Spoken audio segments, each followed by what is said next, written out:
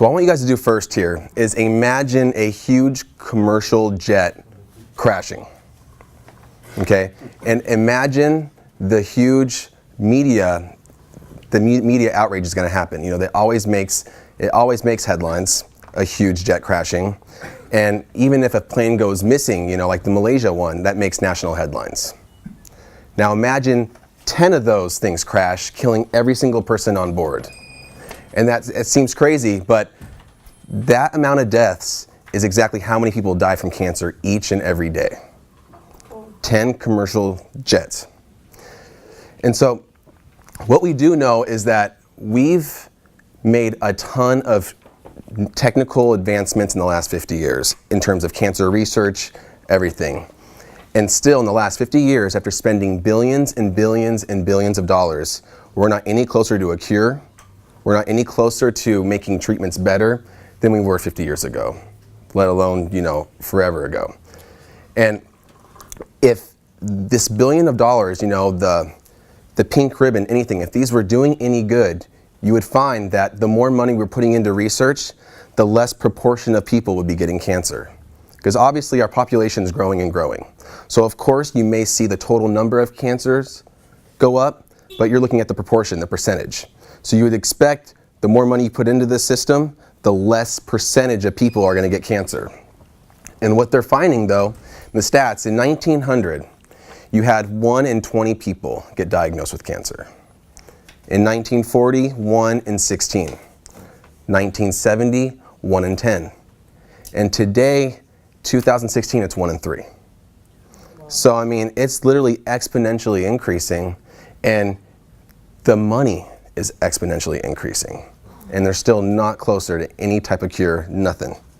And so what we got to realize though, it is a big business, okay? You're spending billions of dollars and you're pushing it through this cancer system. And so of course they're not going to be looking at preventative strategies because there's no money in that.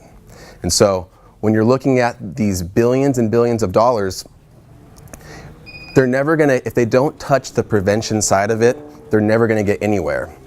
And what's cool is though, just in terms of treatment alone, probably the most astounding research we've actually found is that possibly cancer can respond to just nutritional therapy alone. But we all know that that costs hardly anything. So not many doctors are going to be recommending that. And so that's what we're going to be talking about, completely reversing cancer from just nutritional therapy. And we're going to go over all of the research. And it starts out in 1931. There was a doctor named Dr. Otto Warburg. And he actually won the Nobel Prize in Physiology for finding the cure for cancer. Got the Nobel Prize for it. He titled it the Warburg effect. And he basically would hook people up with people with cancer under these PET scans. And he would find out that the areas that had the most glucose metabolism were the areas where the cancer was. So if they looked at an area of cancer, that area of cancer, the area that had the most glucose metabolism, actually had the worst prognosis. So the defining factor is glucose metabolism. And so what he found out is that cancer cells have a completely different metabolic system than normal cells. 100% different. And to explain it, there's actually a defect in the cancer's mitochondria where they can't get energy from alternative energy sources. They only have one source of energy, and that's glucose. Whereas a normal cell can get it from many different ways, but most notably glucose and fat. Glucose and ketone bodies is the only way normal cells can get it. Cancer cells can only get their nutrition through glucose. And so a guy named Dr. Dominic D'Agostino, he is a leading cancer researcher. His team of researchers, they found out that they were doing a study on these mice with advanced metastatic cancer, and they were putting them on a carb-free diet. And within 4 months, it'd be completely reversed. And that completely differentiated from the group of rats that had chemo, who still had cancer after 4 months, obviously, because chemo's killing everything. And not only are those rats reversing their cancer, they're getting healthier from this type of diet. And we're going to talk a lot about that today. And this guy here, Dr. Fred Hatfield, he's a PhD and he's an Olympic champion. They used to call him Dr. Squat because he set the squatting record at the time for 1,000 pounds. And he was diagnosed with severe bone metastatic cancer. And by 3 different cancer specialists, he was giving the same prognosis, 3 months to live. And so he figured, what the heck, I have nothing to lose, and he heard about something called nutritional therapy, so he decided to give it a try because he had nothing to lose.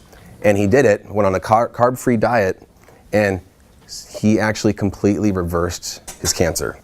Absolutely no sign of cancer when 3 different specialists said he only had 3 months to live. And so this started raising some eyes. Now, to kind of go over Dr. Warburg's discovery in 1931, where he got the Nobel Prize, this is what he found. Healthy cells, again, they have metabolic flexibility. They can use glucose for energy, but if there's no glucose, they can use fat as energy. So fat will turn into ketone bodies, and you can use ketone bodies as energy if there's no glucose available. So they have 2 ways to get it. Really, they can get it from protein too, but that's of such a low amount, we're just going to simplify it. Now, ketones, when they found out, when you actually use ketones as energy, when you don't have glucose available, and you use ketones from fat, it's actually a lot cleaner form of energy. Way cleaner than glucose. In fact, you're generating so much less free radicals by burning ketones. You might have heard of the word ketosis. That's where you're actually burning ketones as energy instead of glucose. Your body is so much more efficient that way. It's amazing. Way less free radicals. Free radicals, as we know, is linked to aging. So less free radicals, less aging, more longevity. Cancer cells, they have that built-in mitochondrial fatal flaw. Your mitochondria, by the way, is the energy source of your cell. So they have this built-in fatal flaw in them where they don't have that flexibility. They can only get their nutrition through glucose, which is sugar. So when you eat bread, bread is a carbohydrate, a grain, a sugar. It converts itself in the body to glucose, and that's what feeds all your cells, including your cancer cells. In fact, your cancer cells bank on that glucose. It's the only energy source. And so if you eliminate carbs, like the diet we're going to talk about, the ketogenic diet, if you eliminate carbs, you're going to starve your cancer. And it honestly just seems so simple, and it's unbelievable how no cancer specialists are even advocating this, because it's documented. A guy won the Nobel Prize for this discovery. And so when you're talking about any type of cancer therapy, if you don't go by this nutritional approach, you're literally ignorant and stupid, because it's free and it's right here, and it's 100% effective. And so when you combine ketogenic diet and intermittent fasting as a cancer therapy, you're literally going to be just so ahead of the game. But again, it's not going to be promoted because it's a multi-billion-dollar industry. Chemo and radiation. And so when you look at this, Dr. Thomas Seyfried, I think I spelled that right. He's the leader in nutritional cancer therapy. He says this, and I quote, he says that when you restrict calories and you go on a ketogenic diet, you basically reduce glucose levels like we talked about, and you're increasing ketone bodies because you're starting to burn your fat as energy. The byproduct is ketone bodies. It's anti-invasive, obviously, you're just changing the nutrition. It's anti-angiogenic, that's how cancer cells spread. And it's pro-apoptotic, which means it's programmed cell death. It causes cell death in cancer. So by going on this diet, you're going to stop the spread of cancer and you're going to kill the cancer that's there, right there. And when you're looking at this again, carbs in the body, they get converted to glucose, and that's the energy source for not only your other normal cells, but your cancer cells. Cut carbs, decrease glucose, it's easy. You starve your cancer cells. Obviously, if you don't have a food source, you're not going to survive. And so metformin is a popular diabetes drug. And what metformin does is it reduces your circulating glucose levels in the body because you have diabetes. Now, metformin is also linked to a radically decreased risk of cancer. However, like any drug, it has a ton of side effects. You're talking like fatal vitamin B12 deficiency. You're talking a lot of things. So obviously the drug is not the way to go. But that just proves the point that if you decrease the source of food for cancer, you're going to reduce cancer risk. It almost seems too simple, and it's crazy how not many people know about this. So when you're talking about this diet, a ketogenic diet, it means that you minimize your carbohydrates to about 50 grams per day.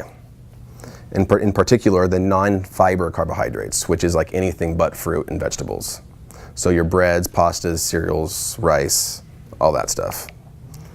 Now, when you take out those carbs, you have to replace those with the majority of that as healthy fats and moderate levels of protein. Now, some of you guys might remember the Atkins diet. This is not the Atkins diet. Because notice, when we're talking about healthy fats here, we're talking about olives, olive oil. We're talking about coconuts, coconut oil, grass-fed butter, organic raw nuts, organic pastured egg yolks, meats, avocados. We're not talking about sausage and cheese for every meal, which is what the Atkins guys did. I mean, at some point you got to have some common sense, and you may lose weight, but do you really think you're going to get healthy from eating? You know, people would buy pizzas and just take the entire topping and just eat that and throw the bread away. I mean, but it was effective because it's effective at losing weight, I should say, but they were still sick, obviously. So it's not that, because we're not increasing protein. You're only eating moderate levels of protein with this. Too much protein is not good. So moderate levels, and most of your diet then is going to be healthy fats. And you're talking 50 to 70% of your calories as fat. Eating fat, healthy fats, does not make you fat. Just so we're all clear on that one. And then here, when you go on this diet, we're obviously we're not having any processed carbs in our body. So you're not going to have that glucose in your body. When you don't have that glucose energy source in your body, you're not going to have those cancer cells thriving. You're going to have more of that fat burning mode. You're going to have more ketone bodies, so your cells can utilize that as its energy source, and your body's going to be efficient. It's going to be burning a clean energy. It's kind of like biodiesel versus like this gas with tons of carbon emissions. You're going to be so efficient and so much healthier on this diet. It's crazy. And again, you're going to produce less free radicals, so you're going to age better, you're going to have more longevity, and it also regenerates your immune system. You actually, when your body goes into ketosis, your immune system gets boosted. So think about this. When you're sick, what happens to your appetite? Does it go up or down? Down. It goes down. Now, our body does not make mistakes. So the worst thing you could do is force yourself to eat a meal. And the reason why your appetite goes down, think about it, because your body wants to go to ketosis. It wants to boost your immune system. So your diet naturally goes away when you're sick because it wants you to go into ketosis and boost your immune system. But what do people do? Oh, here, I'll make you some, cinnamon and sugar toast. It's like, you kidding me? That's the worst thing you can have. You're going to increase glucose. So you want to go in ketosis, and your body's telling you that. So just listen to the body. It does not make mistakes. It's your innate way. So obviously, since we're spending billions of dollars, in today's cancer research, you would think that our cancer clinics, they use nutritional therapy, right? No. The food they give to the hospitals, it's going to be clean. It's going to be healthy fats. You're going to go there and you're going to have fresh coconuts and grass-fed butter. Well, the two forms of treatment they promote is obviously radiation and chemo. Ironically, the two treatments that actually cause cancer in the first place and actually make you sick 100% of the time because they kill all your cells, normal and cancer cells. What do they have at the food courts? Well, here's a cool doctor eating at McDonald's. He looks pretty nice, And so, again, at the cancer clinics, they have food there that is processed carbohydrate. They're literally giving you food that feeds your cancer cells when you're in that hospital to treat your cancer. Don't forget, gotta remember Dunkin' Donuts, okay? Because after McDonald's, and your shake, you gotta get some donuts to kind of wash it off. Now, again, you're completely feeding your cancer cells. Absolutely awful. But again, if you're going to rate their business model, holy crap, let's just keep feeding this diet that's going to cause their cancer, keep them coming back for more and more chemo. Well, the absolute minimum you're going to spend on chemo is $50,000 per patient. So cha-ching, and as a business model, holy crap, they got it down. As a model that's going to go by patient outcomes and making people healthy and live a long, healthy life, they absolutely get a failing grade. I mean, they get an F- in this because, again, they're promoting something that's causing the disease they're in there to treat. So with our Western culture, when we're eating sandwiches, Pop-Tarts, pizza, French fries, muffins, brownies, all of that stuff, that's all literally processed carbohydrate. And so when you're going to try to switch to a ketogenic diet, it's going to take practice. And what's interesting is that we've completely lost our ability to burn fat. We only burn carbs. Even though we all have an enormous supply of fat, we can't burn it. And the reason is we never let our body go without glucose. We're always eating carbs every single meal, so we're always going to have glucose. If there's glucose available, your body's not going to break down your fat stores to turn it into ketones and feed your cells. So as long as there's glucose there, you're never going to burn your fat. Which is why all these diets telling you to go by the food guide pyramid, eating 6 small meals a day, never works. And that's why dieting is a multi-billion-dollar industry. And so again, when your carbs are always present, there's no reason to burn your fat stores, especially in the midsection. So the keys to get into ketosis, there's 2 main ways to do it that's easy. First is you got to go many hours without eating. For example, after a good night's sleep, say you sleep for 8 hours, you're going for 8 hours. Hopefully we're not eating when we're sleeping. Any of you? Okay. So you're going 8 hours without eating. Well, you don't have a recently consumed meal to give yourself glucose. So your body's actually going to start burning fat and feeding your cells ketones. So if you go long periods without eating, you're going to go into ketosis, as well as intaking a ketogenic diet, a low carbohydrate diet. You're obviously going to reduce your formation of glucose, increasing ketone bodies, getting into ketosis. So those are the 2 ways, which means that combining a ketogenic diet and intermittent fasting is the single best nutritional strategy if you want to not only reverse cancer, prevent cancer, but just to get healthy, period. Intermittent fasting is different than continuous fasting. Intermittent fasting is basically the most common way is where you reduce your eating window to 8 hours during the day. And what that means is you're only eating 8 hours out of the day, you're not eating 16 hours out of the day. Well, if you're sleeping, 8 hours of that 16 hours, you're sleeping. So really, you're only not eating 8 hours out of the day. If you think about it like that. So if you go 16 hours without eating, you're going to have no glucose to feed your cancer cells. Your body's going to be forced to burn its fat stores, increase ketones, to just so your cells can thrive for brain food, heart food, everything. And so, again, healthy cells, they have this natural feedback mechanism. When there's a lack of food, they respond to that stress by conserving resources, by getting stronger as you put them through that healthy stressor of not eating. And so it's similar to exercise. Exercise is a healthy stressor. If you go through exercise, you're going to build up your tolerance and get healthier. So your cells, your normal cells, like these healthy, stressful environments, periods of not eating. In contrast, cancer cells, they don't have this. They like to continuously feed. They don't have any adaptation to a lack of food because they want food always and now. If you stop giving it food, they die. They don't conserve their energy. They don't get stronger as a result. They just die. And so that's the difference. So what we want to do is we want to put our body through healthy, stressful environments like intermittent fasting and ketosis, ketogenic diet, and you're going to reverse your cancer. And so this is a direct quote from the director of Abramson Cancer Center. Cancer cells are addicted to nutrients. When they can't consume enough, they begin to die. On the contrary, normal cells are not. When you don't give them nutrients, they actually get stronger as a result, which is why intermittent fasting is so good. And so I'm not going to go through and read every single one, but just in terms of intermittent fasting, I'm writing a book on it, and there's so many benefits of it, but we're just going to talk about cancer specifically today. And here's just about 4 research articles that just show how intermittent fasting, not even taking the ketogenic diet into account, reduces your risk of cancer. In this journal, Science Translational Medicine, they said that this actually can potentially replace chemo as a therapy in low-stage cancers. Now, it might even be able to do it in high-stage cancers, but this study didn't look at that. They just looked at low-stage cancers, and they found out that not only can it, if it's combined with chemo, can it enhance that therapy, but it can actually take its place.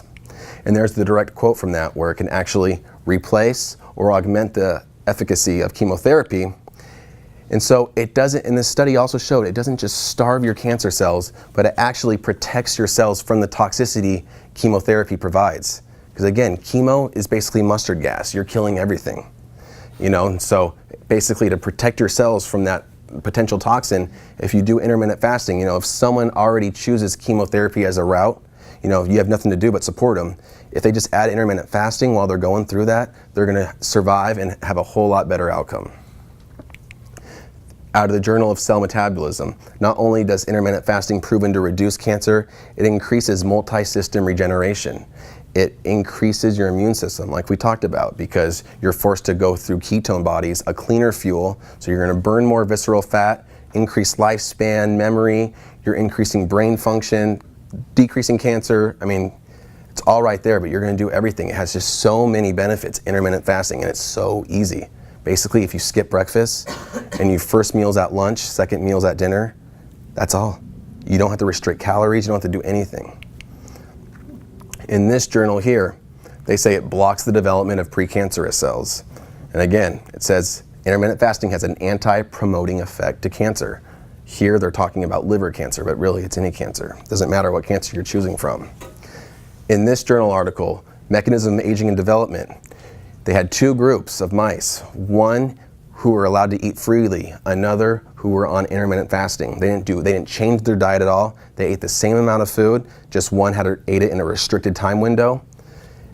The group that was on an intermittent fasting regimen had no incidence of cancer.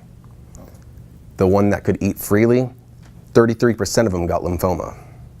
So you're talking about none to 33% by not changing what you eat, by not changing how much you eat, by just changing when you eat.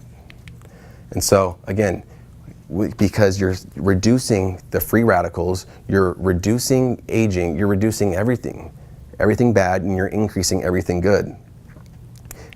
And so, how do we apply it today? You know, because when we look at the food guide pyramid, which is a complete joke, and I've talked about this, they mostly advocate, the bottom section is bread, cereal, rice, and pasta, 6 to 11 servings a day. That's what our government wants us to eat the most of. More than vegetables, more than fruits, more than fats, they want us to eat breads, rice, cereals. 6 to 11 series. And I talked about a couple of lectures ago that it's more accurate if you actually take the food guide pyramid and reverse it upside down. Basically, just do the exact opposite of what they tell you and you're gonna be healthy. You do what they tell you, you're just gonna continue on with the trend that we're going right now. And so again, they want your total fat to be below 10%, but they want your carbohydrates to be over 60%. Reverse that. Remember, we want 50 to 70% of our diet as healthy fats. And you only want nearly 50 grams of carbohydrates. This is more like 10 to 15% as carbohydrates. So flip it around. If you want to be healthy, even like this, and this is where it gets confusing because you look at labels and you're like, you see this little American Heart Association on your oatmeal or something. And you're like, oh, sweet, you know, this is good for my heart. Harvard, these guys are pretty smart, I would say. They said, no, not so fast. And they actually studied a similar product, say it was bread. One that had the label of American Heart Association stamped on there, one that didn't have the label. The ones with the label actually had more sugar. They were completely the same. And again, when you say whole grain is the biggest piece of crap I've ever heard, because a whole grain means that you start with a frickin' kernel and then you can pulverize it, do whatever the heck you want with it. As long as you started with it before the processing occurred, you can say it's whole grain. Just like how anyone can say it's natural, anything. And once you pulverize anything, it's completely, there's absolutely no health benefits. So this grain theory is bad. I mean, you might have a case if you're talking about ancient grains like buckwheat or barley or something like that, but we'd have to talk about that more. And so, again, their diet is promoting cancer. No wonder why it's 1 in 3 now, and today, when it was 1 in 17 in 1940. Carbs, eating like that, you're chronically elevating carbohydrates. You're chronically having elevated glucose levels, which means you're going to have chronically elevated insulin levels, leading to chronic disease. Cancer is one of your chronic diseases out there. So going by this diet, doing a ketogenic diet, intermittent fasting, it doesn't just reduce cancer. It's just the diet we are all meant to be on to be healthy. You go on this, you're going to be an efficient fat burning machine. Who doesn't want that? With all those benefits. And so when you do this, it's really going to do what no medicine, what no therapy can ever do. And that's literally not only prevent it, but also reverse your condition that you had in the first place. So I like to close with this. Just think about what if. What if cancer clinics, what if cancer specialists actually advocated this nutritional therapy of intermittent fasting and a ketogenic diet? What if? Well, it actually put chemo and radiation to shame. It would kick their ass. What it would also do is it would be free. Yeah, you're not going to be spending billions of dollars anymore, because having someone stop eating bread, how much does that cost? It actually saves you money. You don't have to freaking buy bread anymore. I mean, it's so stupid how these doctors can be advocating this. It's insane. I can't even believe it. And the results, by doing this nutritional therapy, you're gonna get healthy. Oh my gosh. Can chemo get you healthy?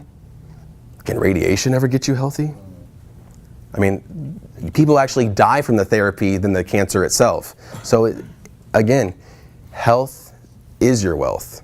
So by just doing that ketogenic diet, reducing your processed carbohydrates, fruits, vegetables, majority of healthy fats, moderate levels of healthy protein, you guys are going to be healthier than ever. Thank you. That concludes today. Any questions? Good. Oh. Yeah. So just one, you know when we say that your brain is running on glucose, so what is that? Well, it is. Right. If you're not providing any glucose, anything. Right. So this gets a little complicated, but only about 3% of your brain absolutely needs glucose as energy. Okay. The rest actually can use ketones perfectly fine. So what happens is when you don't have glucose available, which we shouldn't, and we're actually healthier, what your body does is it does something called gluconeogenesis. It means producing new glucose, your liver actually does, from other sources. So, but what's cool is it only produces just enough for that 3% of the brain tissue. Exactly. So you're never gonna have any more to feed cancer.